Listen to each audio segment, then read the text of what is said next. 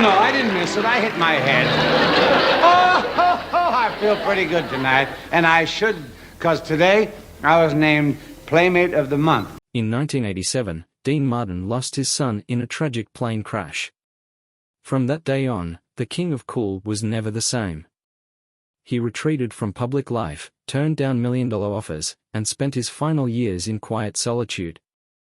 But when he died on Christmas Day, 1995, he left behind something extraordinary, a fortune that would change his family's lives forever. This is the story of how a poor Italian immigrant's son built an empire and the emotional legacy that came with it. Dean Martin was born on June 7, 1917, in Steubenville, Ohio. His original name was Dino Paul Crocetti, and his parents were Italian immigrants trying to make a better life in America. As a young boy, Dino only spoke Italian, not English. When he started school at age 5, this became a big problem. The other kids teased him for his broken English and his Italian name. Dino felt like an outsider and had to find ways to protect himself. That's when he learned to use humor.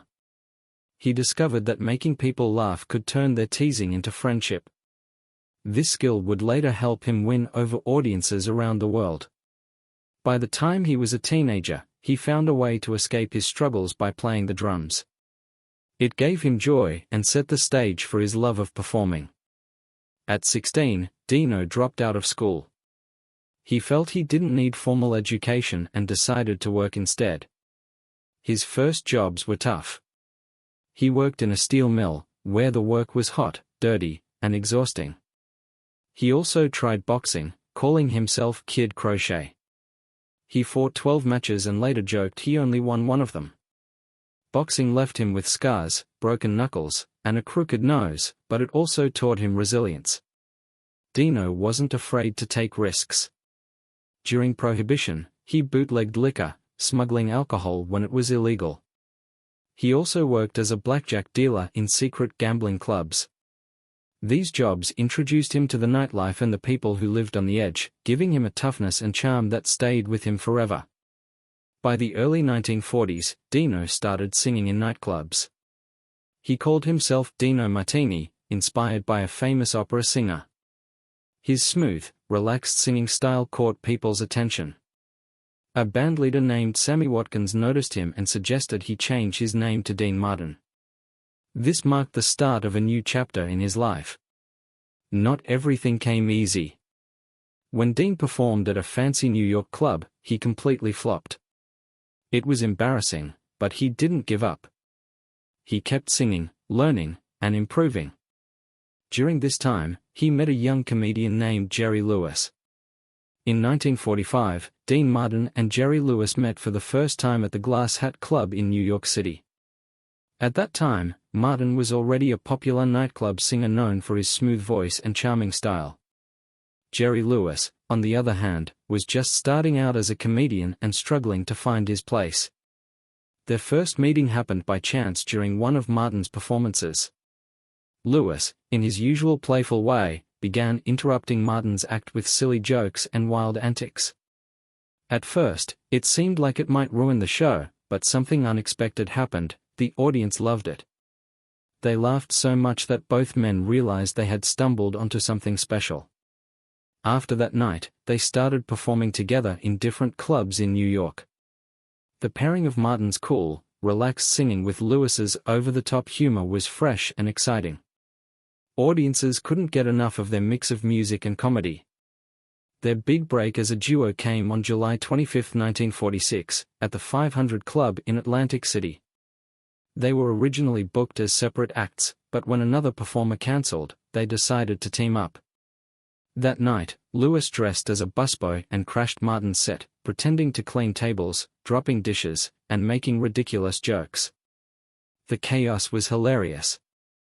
Martin played along, and their act turned into a perfect mix of music and comedy. The audience went wild, and even the club owner, who had been nervous about the idea, admitted they were a hit. That performance put them on the map. Soon, they were performing in some of the biggest clubs in the country, like New York's Copacabana. Their act kept evolving, with Martin's smooth songs and Lewis's unpredictable humor blending perfectly. They didn't rely on a strict script, which made every show feel fresh and fun. Audiences couldn't get enough of their energy and originality. By 1949, they were so popular that NBC offered them their own radio show, The Martin and Lewis Show. It became one of the most listened-to programs in America, bringing their unique humor into people's homes. As their fame grew, Hollywood noticed them. Their first movie, My Friend Irma, came out in 1949. Martin played a charming singer, while Lewis brought his usual silly antics to the role of his sidekick. Even though they weren't the main stars of the film, audiences loved them. Their chemistry on screen was just as strong as it was on stage, and the success of the movie made them Hollywood stars. Dean Martin and Jerry Lewis changed television forever when they starred in the Colgate Comedy Hour. From 1950 to 1955, their teamwork and sense of humor were unlike anything people had seen before. They didn't just stick to the script, they joked, ad-libbed, and made every performance feel alive and unpredictable. This made their show a huge hit. Their first show on September 17, 1950, was a big deal. It was filmed at the Park Theater in New York City and had a massive budget of $3 million, about $36 million today. The network believed in their talent, and it paid off. Their episodes had the highest ratings and even beat other famous stars like Eddie Kaner. What made Martin and Lewis special was how they broke the rules of TV at the time. They didn't just follow the plan, they made up jokes on the spot. Audiences loved it. In one episode, Lewis interrupted Martin's singing by shouting, "Who ordered the steak?" It wasn't planned, but everyone laughed, and the moment became legendary. Their shows were a mix of music, comedy, and silly sketches that made fun of movies and TV. Martin's smooth singing balanced perfectly with Lewis's crazy antics, creating a style of entertainment that inspired shows like Saturday Night Live years later. Their success on TV led them straight to Hollywood. Between 1949 and 1956, they made 16 movies, many of which were huge hits. Their first starring role was in At War with the Army in 1950. The film only cost $560,000 to make but earned over $3.3 million, proving how much people loved them. Another big success was The Stooge in 1952. This movie was special because it felt personal. It was about a struggling singer, played by Martin, whose career takes off after teaming up with a goofy partner, played by Lewis. It made $5.5 million and showed how well they could combine comedy with heartfelt moments. By 1951, they were the most popular entertainers in the world. That year, they earned $1 million, an amount equal to more than $123 million today. Their money came from everywhere, and nightclubs, movies, and TV. They made $25,000 a week performing live, and some of their TV episodes paid them as much as $100,000. What made their rise so amazing was how fast it happened. In just 5 years, they went from being unknown to being the biggest stars in the world. Part of their success came from their smart business decisions. They made sure they had control over their careers, like sharing profits from their movies and having the power to approve scripts. However, their partnership didn't last forever. By 1952, Dean was growing tired of being seen as just the straight man. Jerry got the big laughs, and Dean felt like his role was simply to set him up for jokes. During the filming of Three Ring Circus in 1954, Dean's frustration boiled over. He turned to Jerry and said, "Hey Jerry, what am I around here? A fifth wheel? If I'm not important to the act anymore, just let me know." Dean's feelings weren't without reason. In Three Ring Circus, he only got to sing 2 songs, one to a group of caged animals and the other to Jerry, while Jerry had the main role as usual. Over time, Dean felt less like a partner and more like an afterthought. The breaking point came in 1956 during the planning of The Delicate Delinquent.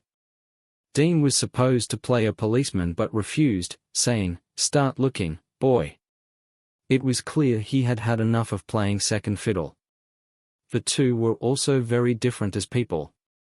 Jerry was a perfectionist, rehearsing endlessly and controlling every detail, while Dean was relaxed and didn't take things as seriously. Dean once joked, "I've got it made.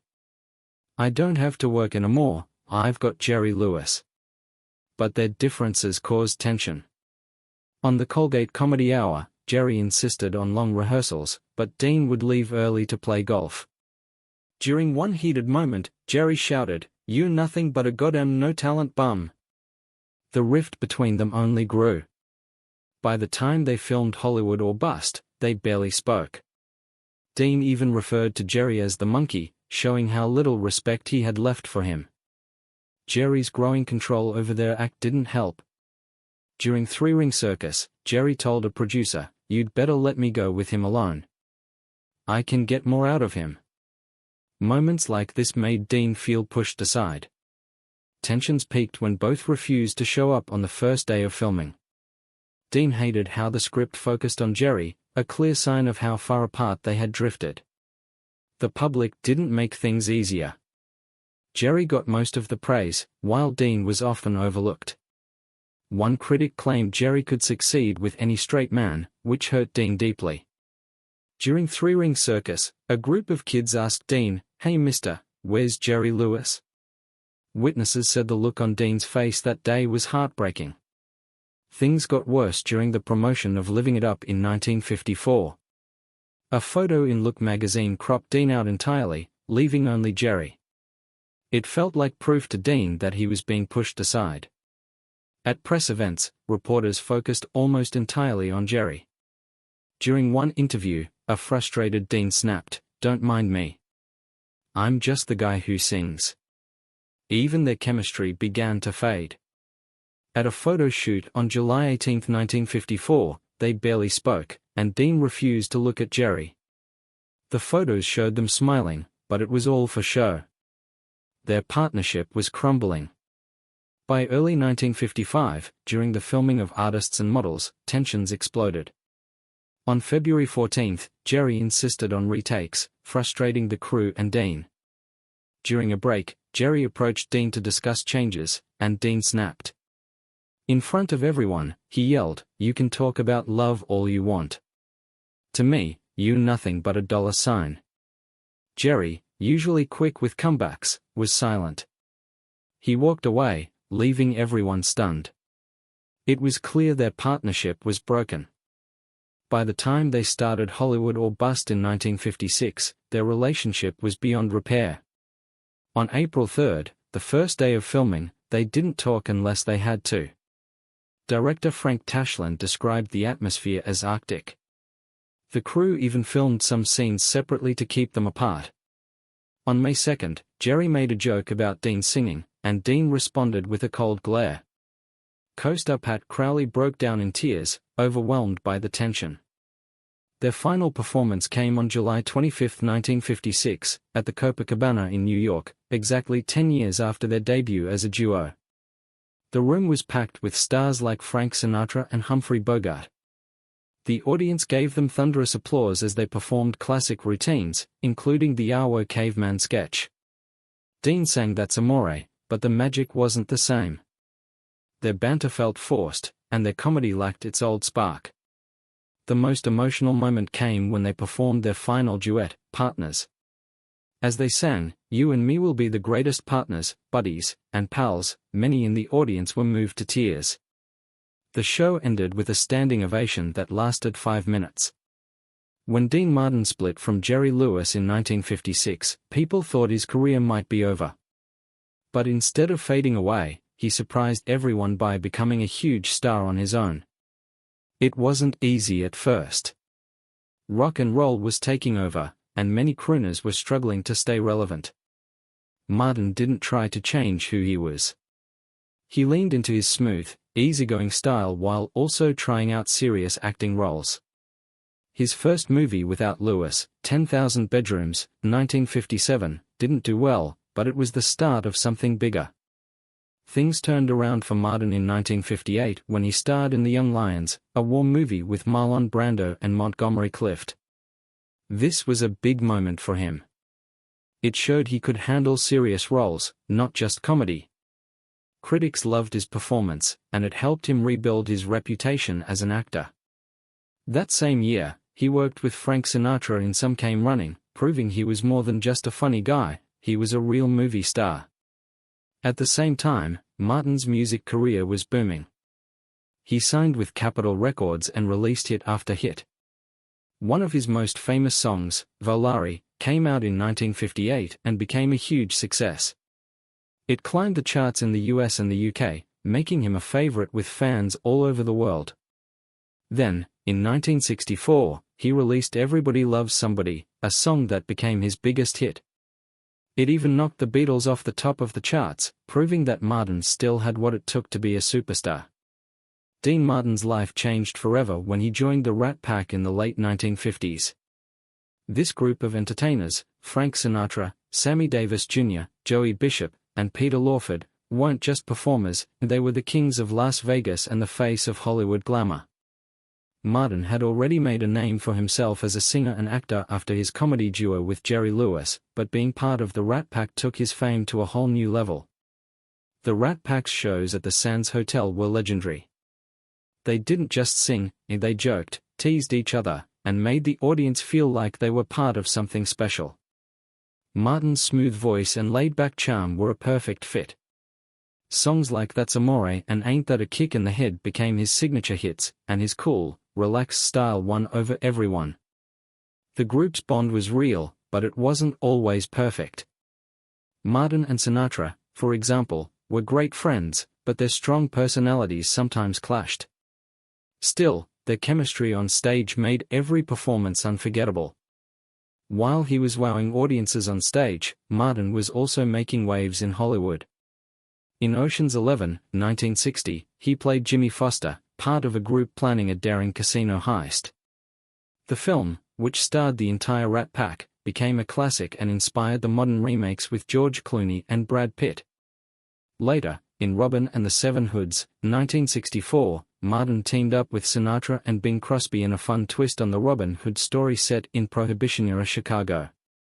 He didn't just act in these films, he sang too, showing off the same charm that made him a star in Vegas. Martin's cool, effortless style made him a Las Vegas icon. People loved how he'd sip a drink on stage while singing hits like Everybody Loves Somebody, which even knocked the Beatles off the charts in 1964.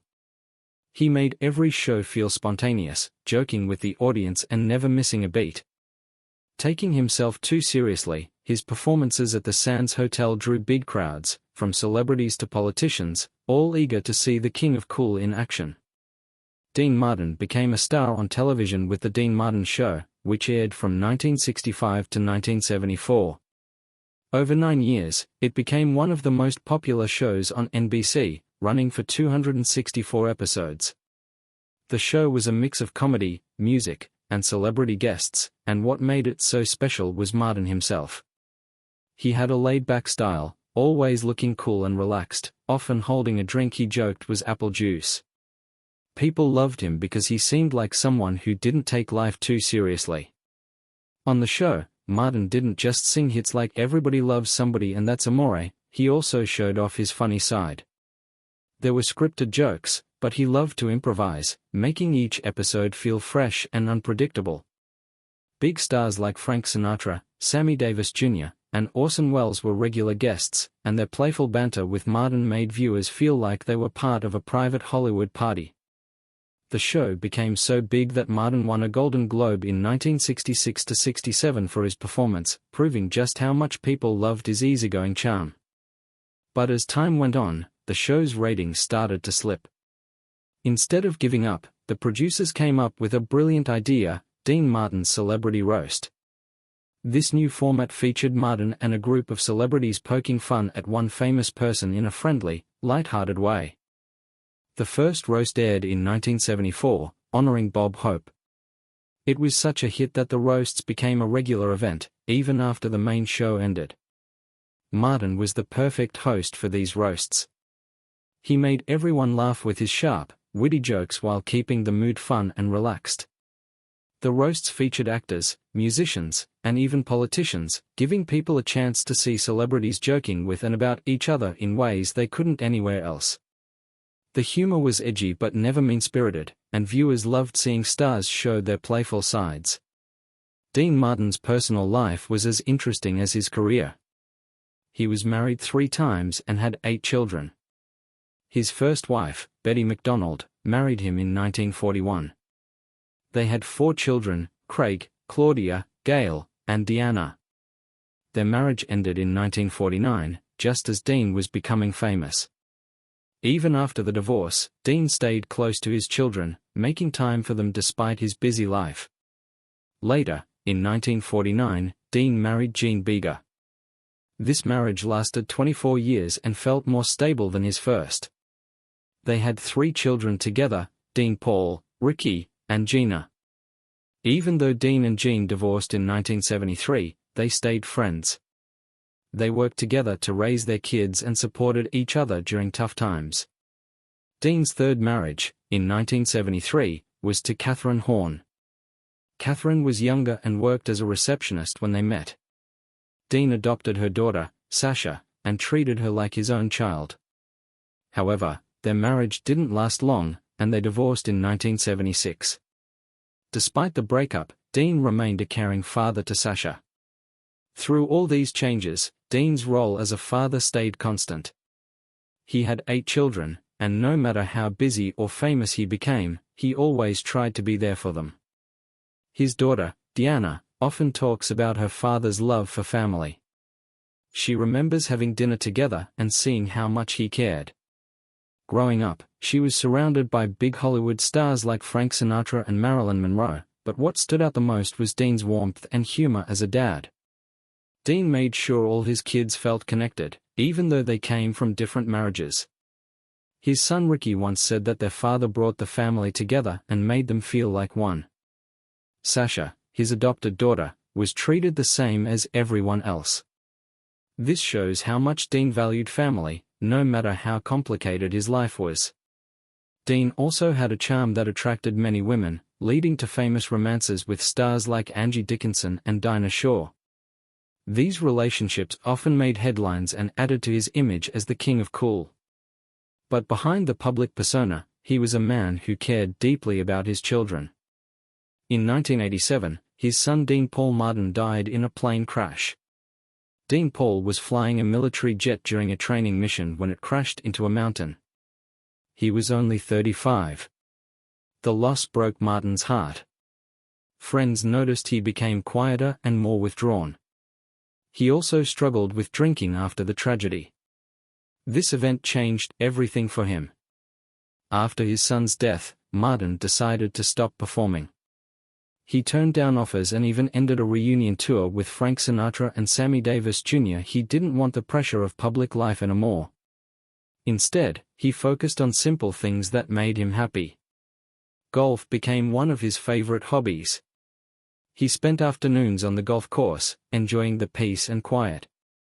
He also loved watching old Western movies, which reminded him of a simpler time.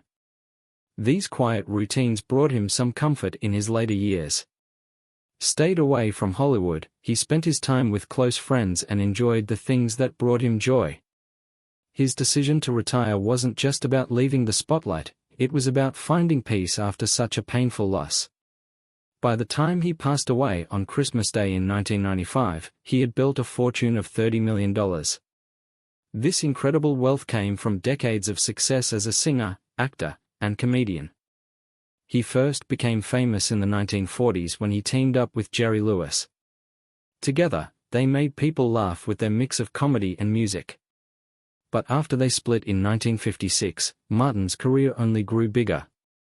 He released hit songs like That's Amore and Everybody Loves Somebody and appeared in popular movies like Rio Bravo and Orp. Dean Martin didn't just focus on his career, he also made smart investments in real estate. In the 1970s, he bought a house in Beverly Hills for $120,000. Over time, he expanded it into a 12,000-square-foot mansion where he lived until he died.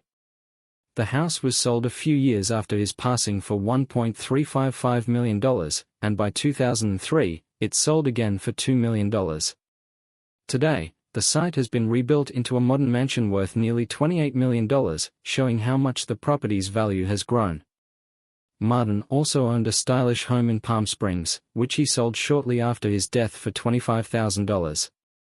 These homes were not just where he lived, and they were investments that grew in value over time.